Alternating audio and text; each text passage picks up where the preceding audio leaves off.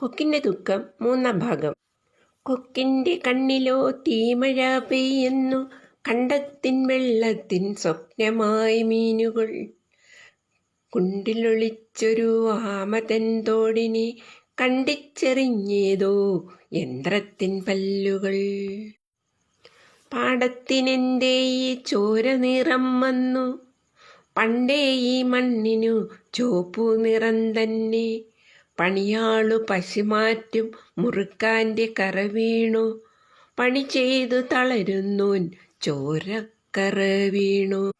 മായാത്ത നൊമ്പര കാഴ്ചയുമായവൾ മേലാകെ ചെളിപൂണ്ട് ഉയർന്നിടുന്നു. മടക്കമൊരിക്കലും ഇല്ലെന്നുറപ്പിച്ച് മിന്നുന്ന മേഘമായി എങ്ങോ പറന്നുപോയി. കേട്ടിരുന്ന എല്ലാവർക്കും നന്ദി, നമസ്കാരം. നിഴലാട്ടമില്ലല്ലോ.